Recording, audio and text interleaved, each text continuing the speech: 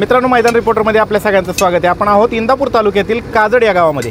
मित्रांनो, या ठिकाणी भव्यदिव्य असं ओपनचं बैलगाडी शर्यतीचं मैदान संपन्न झालं। महायुती केसरी असं या मैदानाचं नाव आहे। तर या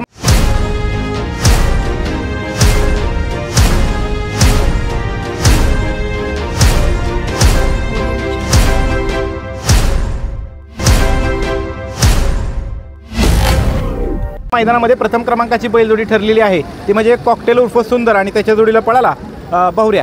तर आपल्या समोर प्रसिद्ध बैलगाडी मालक पिंटू शेट मोडक आहेत। दादा नमस्ते। नमस्ते। काय सांगाल, कशा पद्धतीने आज मैदान पार पडलं? मैदान एकदम म्हणजे स्वच्छ झालं, म्हणजे पारदर्शक मैदान झालं।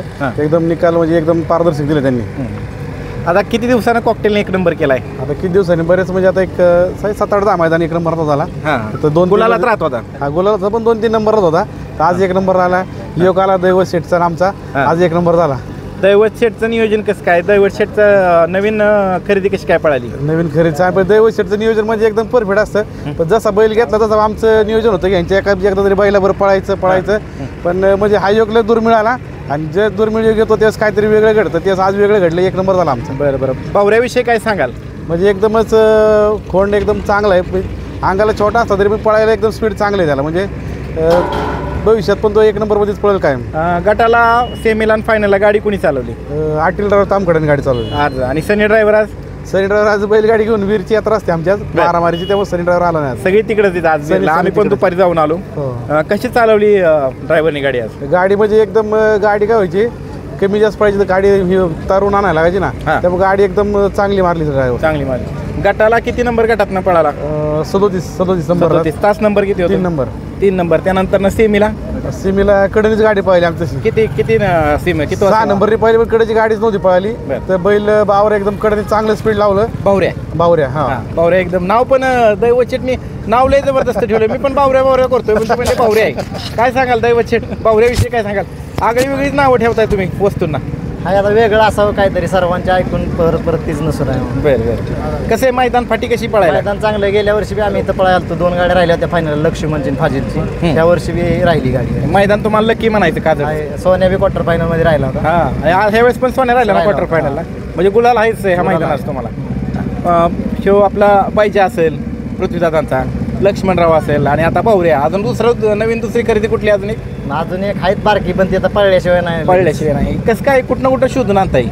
घ्यायची अशीच बघून बावऱ्या कुठला आहे? हे वाशिमचा आहे, आमचे मित्र अतिश वर्मा। गेल्या वर्षी आपल्याकडे 2 महिने बैल आदतमध्ये पळला होता। नंतर त्यांचं तिकडलं हे झालं, थोडे दोघं पार्टनरशिप मध्ये बैल होता। मला म्हणले बैल द्यायचा आहे, बैल हे चांगला आहे, तुम्हाला न्या। मी 1-2 जणांना परत म्हणलं हे तुम्हाला घ्या, तुम्हाला पण कोणी घेतला नाही, म्हणून मग आम्हीच घेतला। मित्रांना आमचे सोनू जगताप माझा असतो ना गाडी पिकअप पहिल्यापासून, सोनू आणि भैया कुर्रेने आम्ही मग घेतला। बरं। आणि पायरा कसं काय करण्यात आला? पायरा 16 तारखेला किरण विंगचं यांचं नियोजन करतात, आणि कमलेश दोघांचा फोन आला, आपली गाडी मैदान हाणू म्हणलं। मग 23ला रान चांगलं इथं पळवू, लगेच पायरा झाला। आणि 1 नंबरचा मानकरी ठरला महायुती केसरीचा। तब्बल 1,50,000 रुपयाचे मानकरी ठरलाय। मोठ्या रकमेचं म्हणजे मैदान होतं। गाड्या पण टॉपच्या सगळ्या, आणि पळायला पण मैदान एकदम खास होतं। आणल्यापासून आता 3 मैदान सलग गुलाला ते बावऱ्या। मला वाटतं कोळ्यात राहिला। कोळ्यात पहिली मुलाखत दिली तुम्ही, कोळ्यात पहिली ओळख करून दिली त्याची। त्यानंतर बोईंच्या मैदानात घरची गाडी राहिली होती बोईंच्या मैदानात।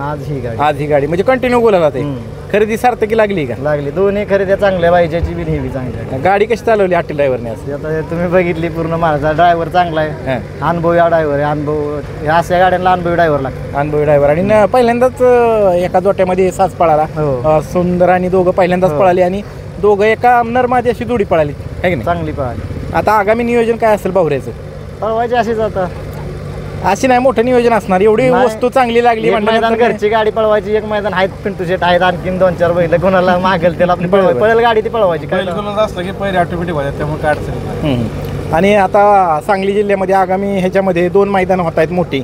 एक म्हणजे 1 मार्चला होते देवेंद्र फडणवीस केसरी ओपनचं मैदान रेटरे धरणला, आणि दुसरं 16 तारखेला कासेगावचं मैदान होतं जयंत केसरी। कसं काय नियोजन करण्यात आले?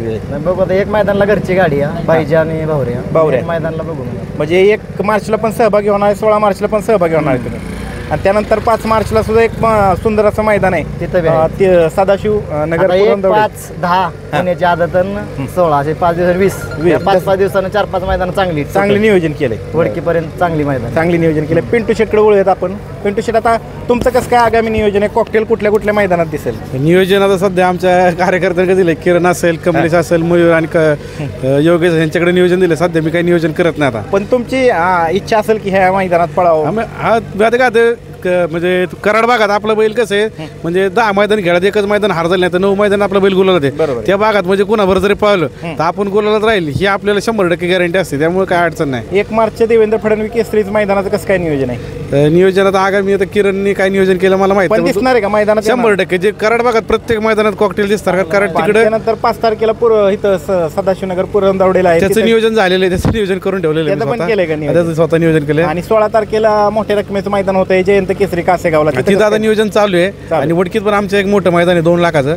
तिथं पण नियोजन चालू आहे. म्हणजे मोठं पाटील बाबा उत्सवाचं मोठं मैदान, जुनं पारंपरिक मैदान आहे मित्रांनो. ते पण आगामी एकदम पारदर्शक मैदान असतं. आपल्या पुणे भागातले मैदान सगळे पारदर्शक असतात. त्याबद्दल चांगलं मैदान आहे. आणि पाटील बाबा उत्सवाचं जुनी परंपरा असणार हे मैदान आहे मित्रांनो. यात सगळ्यांनी बैलगाडी चालक मालकांनी सहभाग घ्या.